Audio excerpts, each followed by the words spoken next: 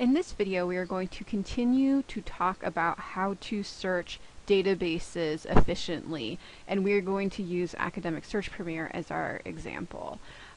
So specifically, we are going to talk about how to use keywords efficiently and effectively when searching Academic Search Premier.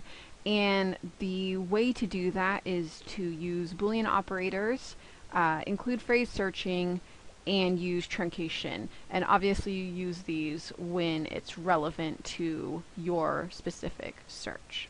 First, we are going to discuss Boolean operators. Boolean operators help you combine your terms in databases.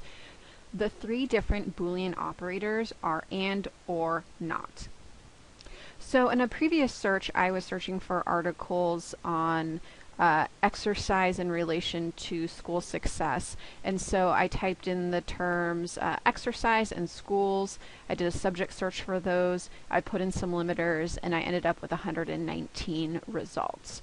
So if you notice that in between my two words there is the word and this is a Boolean operator. So and is a Boolean operator, and if I open up the pull down menu, I can see that or and not are also listed, and these are the other two Boolean operators.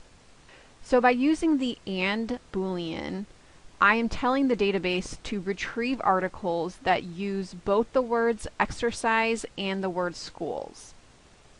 So in my results, my 119 results, all of these articles have both the word exercise and the word schools. Now, I may want to expand my results by searching for synonyms.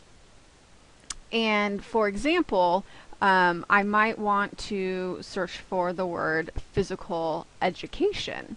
And the reason why I would do that is because physical education is a program in schools where students exercise. So if I wanted to search for that word, also I could use the Boolean or. So I could say exercise or physical education.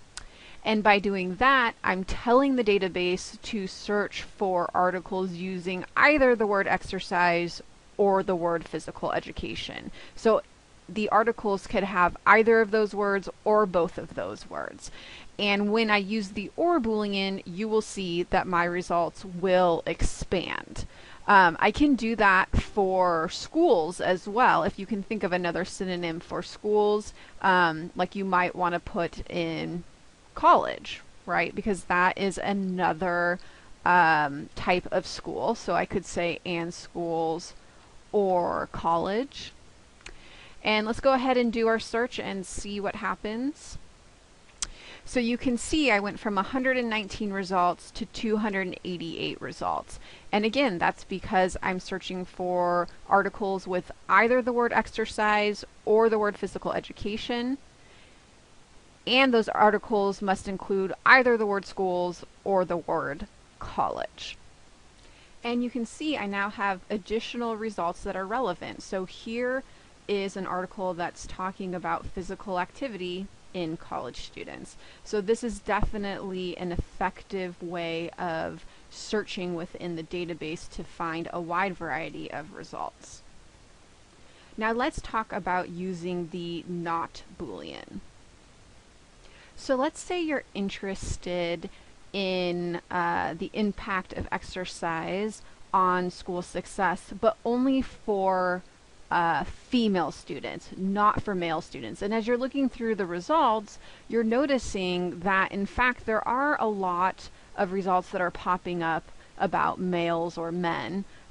So you might want to use the not Boolean to eliminate results that are discussing male students. So you could say not male and eliminate any of the results that are referring to males.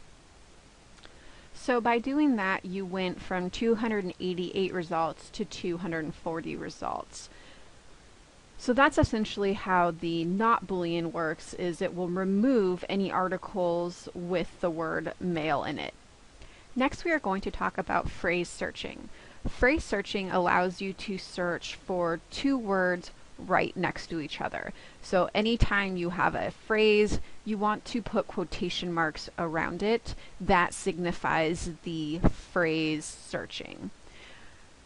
Let's look at an example. So I am interested in learning about immigration that's impacting New Mexico.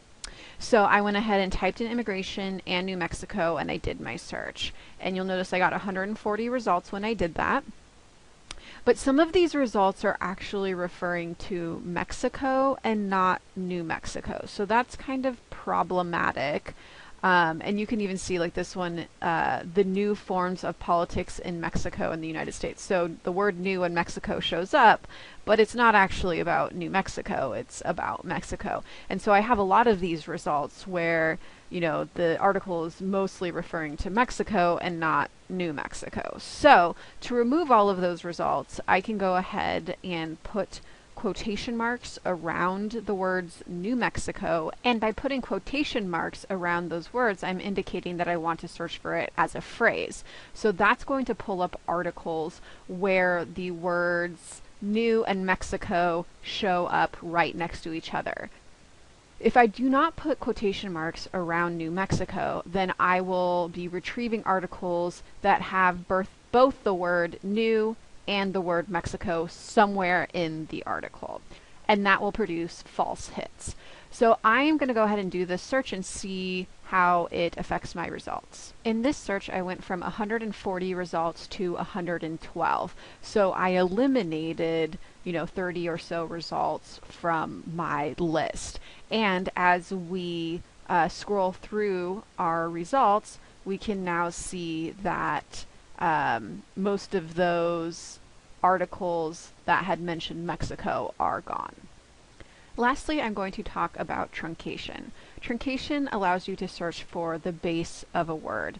So for example, with this topic, immigration in New Mexico, we may also want to search for the word immigrant or immigrants. And so to do that, we would use truncation.